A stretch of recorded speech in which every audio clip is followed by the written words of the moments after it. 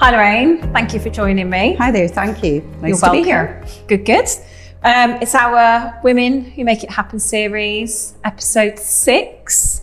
So would you mind starting off with a quick introduction about you, please? Absolutely. My name is Lorraine Mouat. I'm currently Head of Payment Services at Thistle Initiatives, a regulatory consultancy firm. And I look after, including the title, the Payment Services team. So really supporting all of our clients in the e-money, payment institution sort of space, helping them through regulation with the authorization, change of control, auditing, any kind of regulatory advice or guidance that they may need. Good, thank you. Well, to start off, it would be great to get an understanding of how you got to where you are today. So maybe if you could talk us through your career. Yeah, so it's quite an interesting one because it had a few starts and stops on the way. I don't think definitely didn't come into the world of work the way traditionally I think younger people come in now. I didn't go to university. I didn't have that luxury back then. I basically left school and went into work. And I wouldn't really say I had a career necessarily. I did a job. That's the way it kind of was for me then. And I had my children super young as well, which was a choice of mine. And I wanted to be the one that stayed home with them. I wanted to focus on that, which I did for quite some time. And then even, when they got a bit bigger, I went back out to work again. I had a job. I wouldn't say it was a career because that's not where my focus was. And during that time, I was conscious of the fact that I hadn't done the uni thing. And more than anything else, I just wanted to prove something to myself. Yeah. So I took a break in my career and I did 4 years at Strathclyde University, the best 4 years of my life, it has to be said. And then, only then really did my career start. So it started quite late. I started working at HBOS and I therefore sort of started off in the career in financial services, and I moved around from one financial service firm to another, and eventually, I think it's whilst I was, I speak a little bit of Spanish, so the business I was working for thought it would be great if I went out to Spain and became the country manager because I could speak the language, so it would help. Oh, really Which it interesting. did. It was really good, actually. It was a great experience. And it was kind of then I started to get into compliance because being country manager, I had to be responsible for everything, including compliance, albeit from a Spanish... And a different jurisdiction. Yeah, in the Spanish jurisdiction. But at the same time, I was looking after a portfolio in London also. So I kind of transferred my compliance knowledge skill into London and then thought, hey, I really like this. This is really like, I get a lot out of it and I enjoy the complexity of it, etc. So from there, I went into a head of compliance role, and then moving forward, a head of conduct risk role, so still in industry. It was at that point I then moved into the world of consultancy, and this is the third consultancy firm I've worked in.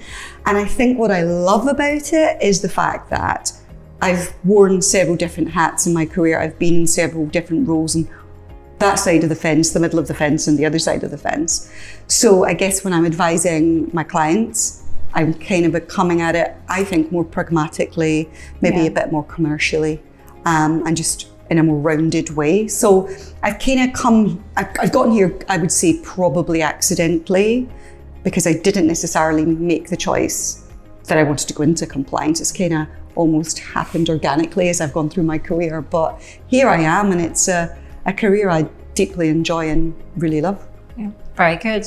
I think having that background where you have been involved in compliance and conduct risk and that more objective, pragmatic point of view, how do you feel that's benefited you or with those client relationships within the consulting companies? I mean, more than 100% really, if that's the thing, because I think I'm able to see things in several different ways. I can come at a problem. So if I had just been a regulatory consultant all my career and had never worked or operated in other areas of business and felt the pain and the challenge that sometimes that can bring, then I don't think I could advise my clients as well. I think I can empathize a lot more. I think when I'm looking to problem solve, it's not just a case of, well, here's the regulation and here's what we need to do. Because very often, more than very often, probably all of the time, my clients have commercial objectives that they need to achieve. Yeah. It's not just about the regulation, not just about being compliant. Of course, it's important.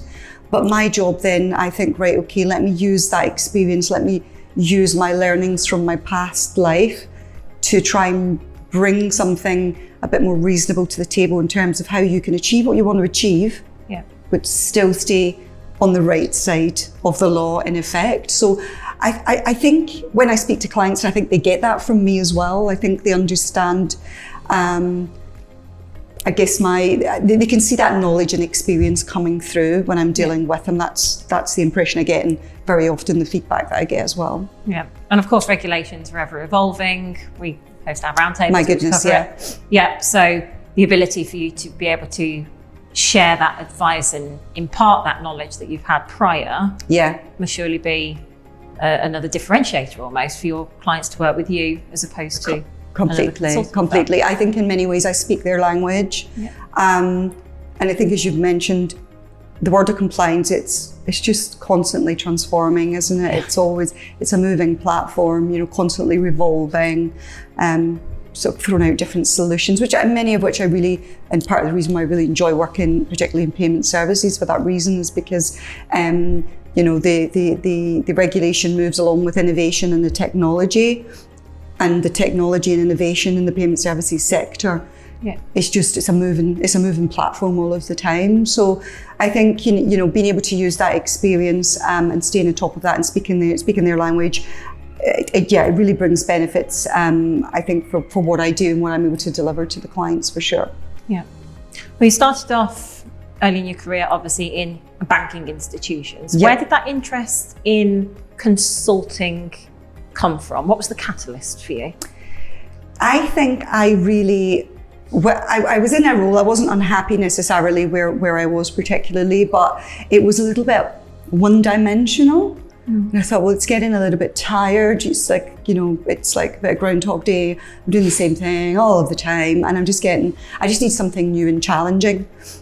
And consulting appealed to me simply because it's absolutely not that. I joke with my team sometimes that it's like the Krypton factor, right? Because every day we're presented with a new puzzle or a new part of a puzzle, and we've got to try and work out, okay, how do we put these pieces together and how do we solve this problem?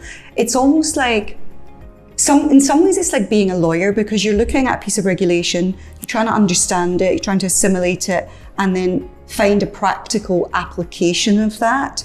And every day is a different problem or a different question, a different set of circumstances, a completely different client with different business model. No 2 days are ever the same. And I seriously get out of my bed in the morning and I think, okay, let's go. What's today going to bring? It's because I get excited every day about what new challenges we're going to face. And sometimes they are proper challenges that I go home and my head hurts, like I'm tired. I'm mentally exhausted from the thought processes we've had to go through as a team to try and get there. But I think it's multidimensional, it's a new day every day, and it's never done being exciting or challenging. And that just really, I think, pretty much suits my personality. That's who I am, genuinely. Yeah, good. I was going to ask you what you were most interested in, like working in a consultancy. You might have just answered that question. Yeah, I think it's the people. Do you know what? I'm a big people person. I get energy from people, and I love working with my clients because they're all different people. No two are exactly the same, of course, as individuals are. And I think it's just understanding them as individuals and working with them, challenging them, finding the solutions for them. I think that part of the job and I think managing the people side of it in general is something that really energizes me in my role. Yeah. That's really, really interesting to know, Lorraine. What would you say then are the biggest success factors that have enabled you to get to where you are today as head of payment services? Okay, I think tenacity, resilience, positive outlook. I think that, and it's not that I never get never get down or frustrated because, I'm human, it happens.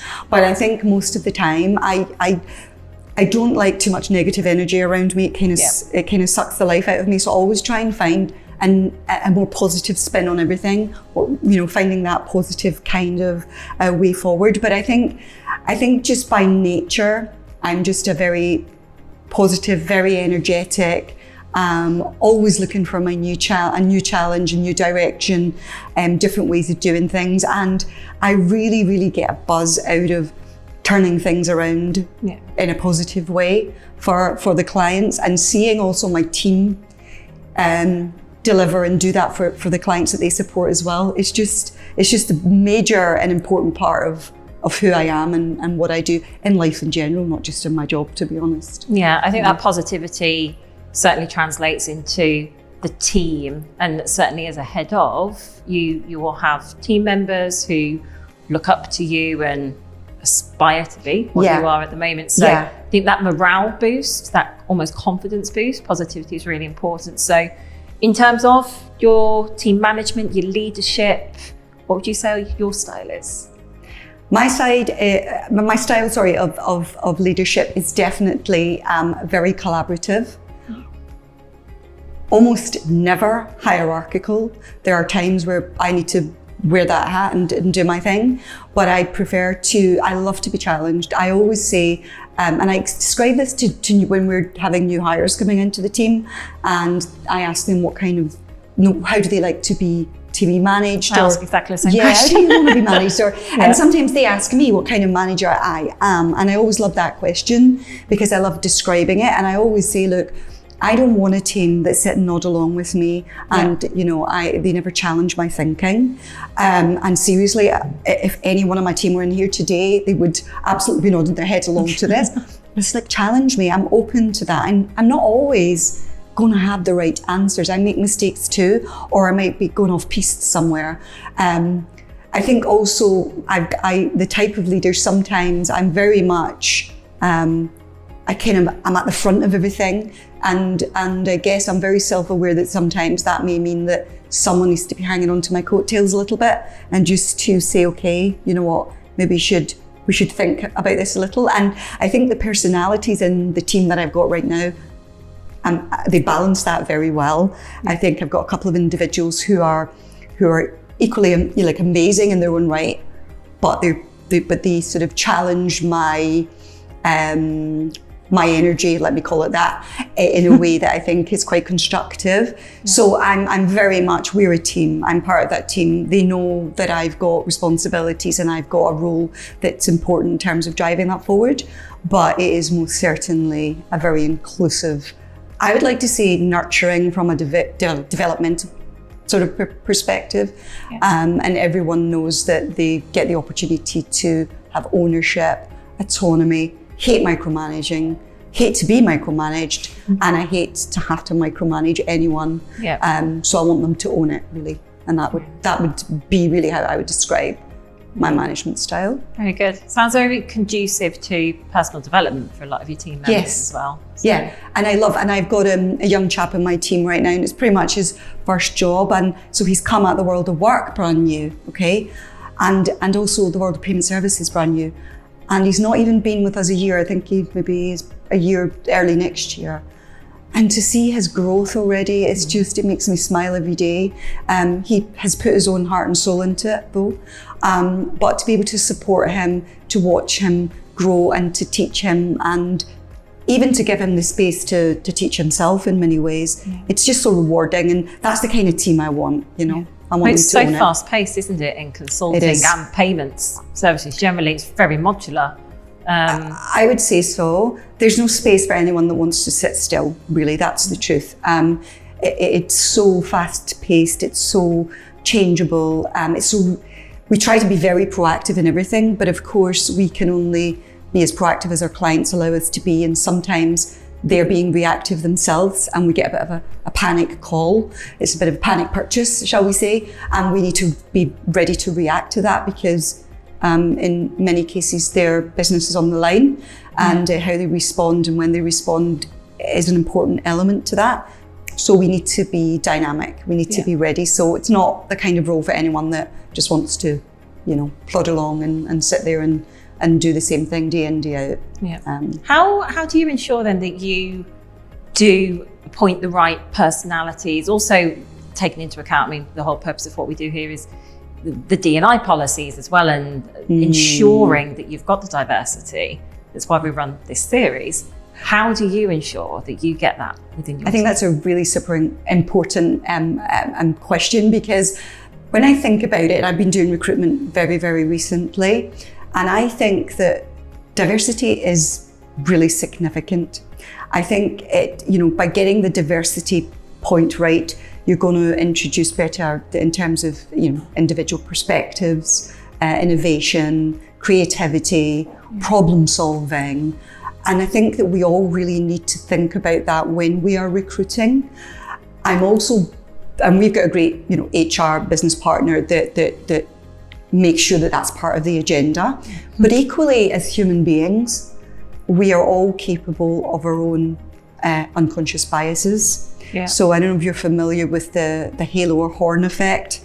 We have all the unconscious bias training and methodologies. And it's there. And my degree actually in university was human resource management, so it's why I kind of know and I've learned about these things. But that cognitive bias where, from a halo effect, the person's characteristics or attributes, you connect with something good. But equally, the horn effect is you're associating that with something bad. Yeah. And sometimes we don't even know we're doing it. Yeah. And I think every one of us needs to challenge that perception.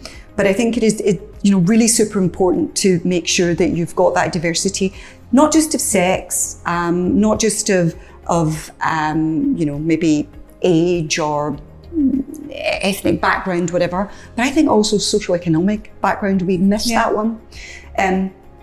Not to play my violin, but I didn't have the opportunity when I was younger to go to university. It wasn't something my parents could afford for me to do. I didn't come from that environment. So I think sometimes in the world of work, we kind of expect everyone to have a degree, and we kind of tend to, it's a bit of a meritocracy in that regard, where sometimes, and in my past experience, the people that have come and done well, very well, and had the fire in their belly, have come from a completely opposite start in life. So I think, thinking about that, even from a diverse perspective, is really important.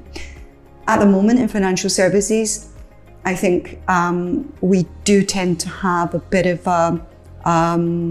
overload in terms of senior males, senior white males even, in financial service sector. And I think we need to try and embrace how we sort of challenge that stereotype and try and make it more an inclusive environment. Certainly my experience of financial services since I've been in it has been very much that.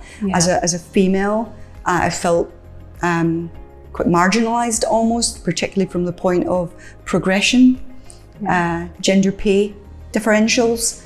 That's been a big topic for discussion, hasn't it? Gender pay and the disparity. The disparity is still there. And I think it's recognised, very recently it's been recognised that it's not, as an industry, we're still not doing enough to address that. There's still a ceiling. And I think that's it's really unfortunate for this industry, because we're missing out in a complete cohort of individuals that are going to bring a different perspective. Not necessarily a better perspective. I'm not saying that women are better. I'm just saying it's a different perspective. And that diverse, whether it's someone from a different from being female or being from a different ethnic background or a different socioeconomic background, we're missing out on what these people can bring to the party. And I think that's a super shame. Yeah, I think that's a really interesting point you mentioned. And I do think the socioeconomic gets missed quite a lot. I mean, we see a lot of D&I policies for gender shortlist and female representation or religious background representation, cultural representation. But yes, how much does the socioeconomic side get looked into? You see some companies with the graduate schemes of looking at people who don't come from the Oxbridge or the Red Brick universities. They have to have a proportion of non-university students that they'll consider for graduate programs. But I think there's some way to go still in the industry. So yeah, it's being a very slow burn, I feel. And I think anything we can do to keep that agenda alive, therefore, is in my eyes very important. You know, having experienced it firsthand, especially, and I'm very cognizant of that when I am recruiting, to try and deal with those. I don't know what my biases are. I just don't know, because they're not front of mind, are they? I don't even know if I have them, but I'm sure I do, right? Because we all having do. that self-awareness of it already is a good start. Exactly. So, you know, I think as a sector, I think we need to wake up to the fact that we're, you know, lagging behind. We need to move with the times. That brings us quite nicely into, we've explored this before, in terms of changes that companies have adopted in terms of the mentality around this. Throughout your career, what have you seen? Maybe mentality around diversity or challenges trying to appoint female into the business? So unfortunately, my experience is one where it's just been pretty much lip service to the diversity and inclusion agenda. I think there are and I think this is more the case in bigger organizations where I've worked, where there has been a policy, there's working groups, there's lots of activities and etc. that go on that try and highlight and push forward that conversation. And people get involved, and everyone genuinely buys into the need for it. Yeah. But it kind of falls away a little bit in practice. Yeah. And, you know, it really is just an exercise that almost seems as though they are, I hate to use this expression, but ticking a box to say, we do it, and this is what we do, and we've got all these activities that go on, and we got people to share their stories on this, on that. But actually, when it comes down to the nitty-gritty of sort of the recruitment process, the leadership program, and the promotion and the pay equivalent, it tends to be forgotten still. So I think what I do see, though, is definitely more of, and I guess from a regulatory perspective for bigger organizations, for sure, you know, the ESG agenda is there. So they're having to address it in a more effective, more evidential way, I feel. But for me, medium-sized, smaller businesses, it's still maybe not quite as forward-thinking as it should be. So I think mentality, again, it's just the whole gender thing in general. Mentalities are changing, but slowly. What I do think, though, generationally, we're going to see something different from the next generation of workers. And I think that employers need to be aware of this and be waking up to it. Because I think the expectations of the individuals coming in of that next workforce generation, their expectations around everything are very different from a social responsibility perspective, from an equality perspective. Yeah. You know, they're very much more in terms of protecting the planet and how we utilize resources, much more aware, I feel, than the generations that have gone before. So I think maybe that'll be a big shift and change that employers are going to be forced to have to deal with, really. That's certainly a solution. We touched on ESG in one of our last industry events we hosted, actually. Is that the best solution, though, to wait for another generation to come in? Like, what other solutions do you think realistically we could be doing now? I mean, part of my role is to educate clients about this as well, which typically some of them have more established D&I policies, but it's about how do we actually act on it and execute them. So what, maybe from your experience or from what you would think, what do you think other companies could do, Lorraine? Sure. So I think waiting till the next generation comes along and forces you into that is not a good approach at all. But I think that's just will come. That will come naturally. But to your point, education, awareness. Yeah. You know, I don't think we do enough to promote diverse role models, whether that's female role models or otherwise. I think there's enough to promote that, through mentoring, through networking, just that general awareness of what it means to have that inclusive environment. So I think there's a lot firms, businesses could be doing there on that education and awareness piece more generally, and making it an integral part of their DNA. It should be everything in your strategy, from your recruitment selection process, all the way through to your exit process, if that's a thing. And it should really touch every part of your business. A policy is great, and as a consultant, I see policies in many things. And I always say to my clients, having a policy is amazing, it's great, but unless you're doing anything with it, you may as well just not bother having one. And so I think it's about doing more in terms of in society in general. I think there's a lot that businesses can give back to society to raise that awareness and to hold those events, or to establish more forums around having honest discussions about it and what it means and where the genuine issues lie. And I think there's just not enough of that going on right now. You've been taking part in a lot of social talks and events and imparting your advice as well. So how's that been for you? Because I've been following them all, Lorraine. Have you? Thank you.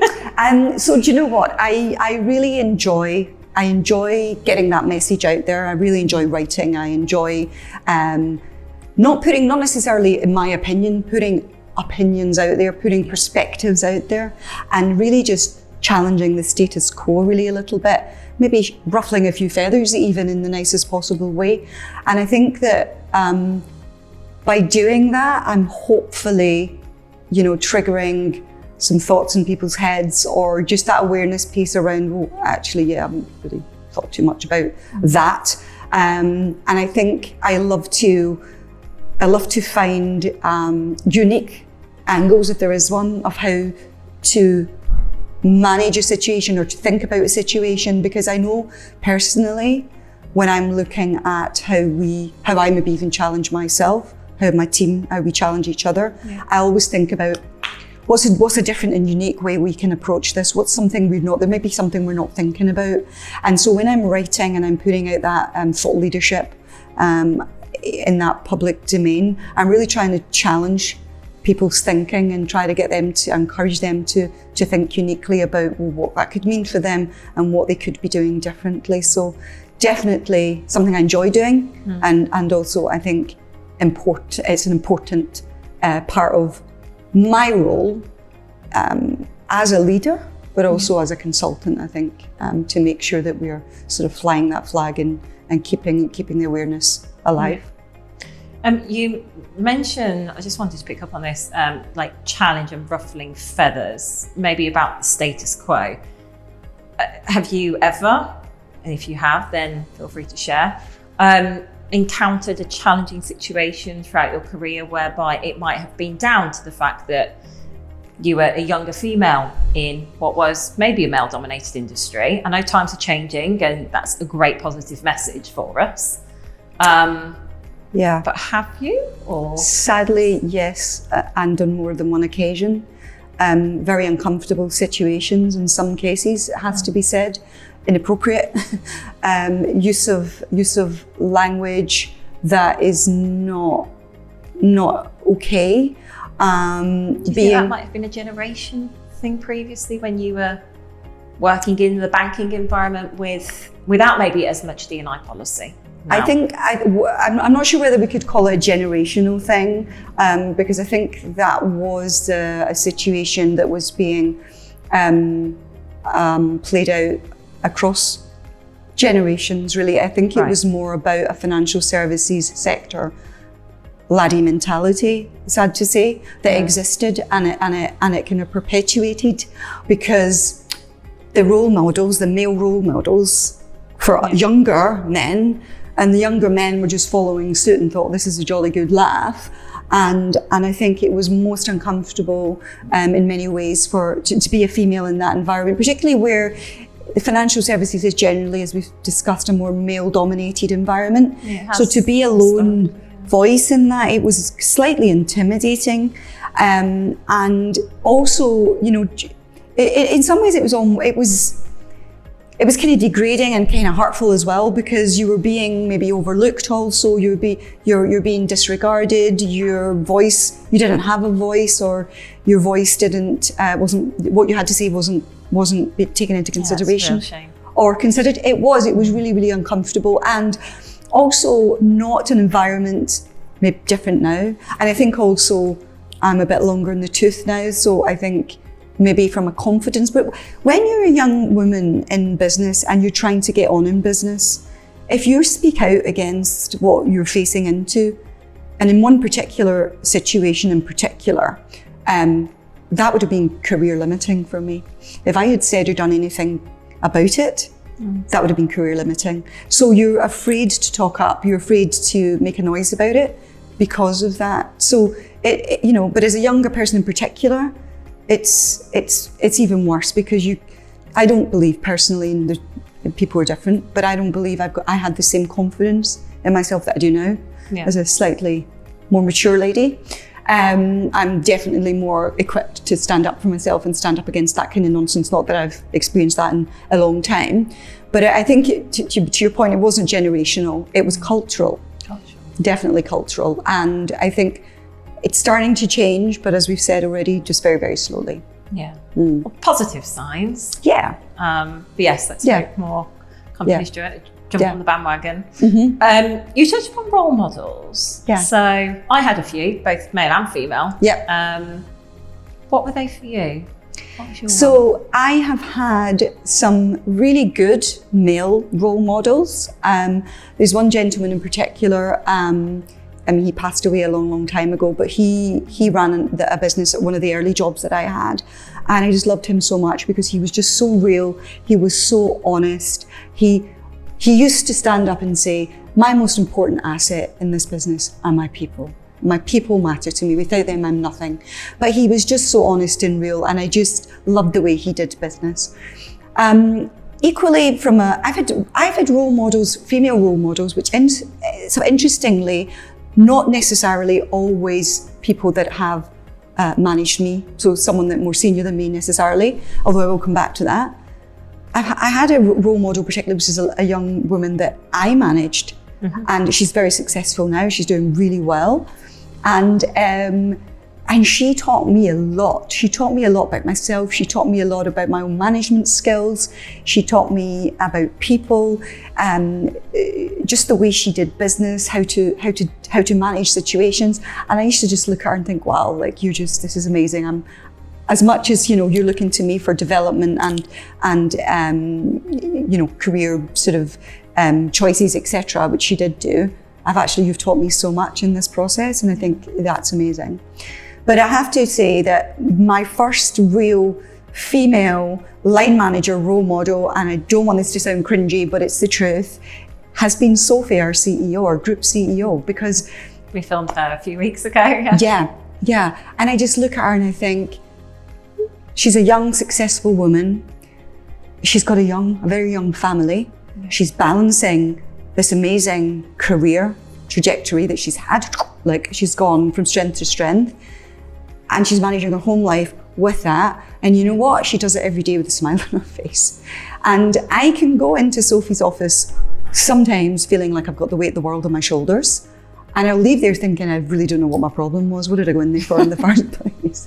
She's got an amazing knack of compartmentalizing things and just presenting you with a different way of thinking about something, challenging you, but holding you up, supporting you and pushing you forward. And I just look at how she does, and she does that with everyone. Like, I watch how she interacts with people and I just think, this is just amazing. Like, I just love how she manages to balance it all, and I love how she manages to do what must be a very challenging role without it. She must be a swan. It must be all going on under the water because on the face of it, she floats around the office like... I think we're all like that a little bit when we work in financial services. services. I guess like you've got to be to a certain degree, but I just feed off of her energy and her positivity, and I just think, well, yeah, I think I've got a great working relationship with her, and that sometimes isn't always has been the case for me with a female manager or female leader, but I really spark off of her really well, and she's the right kind of leader for me or manager for me. So yeah, I really respect her. Very good. You've got a very strong female leadership team as well. We do, because exactly, we have. Well, I guess we are kind of balanced in some ways as well, but we've got Sophie, obviously.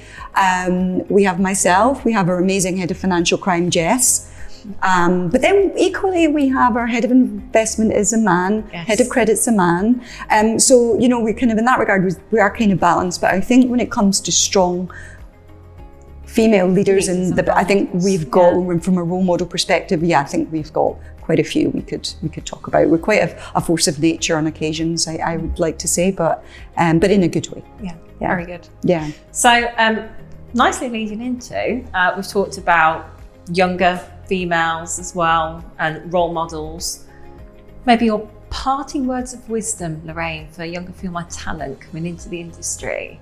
What would your advice be? My advice to all you young women out there who are looking at a career in financial services, I think, do you know what? You have the energy, the innovation, the voice, and the opportunity to shape this industry.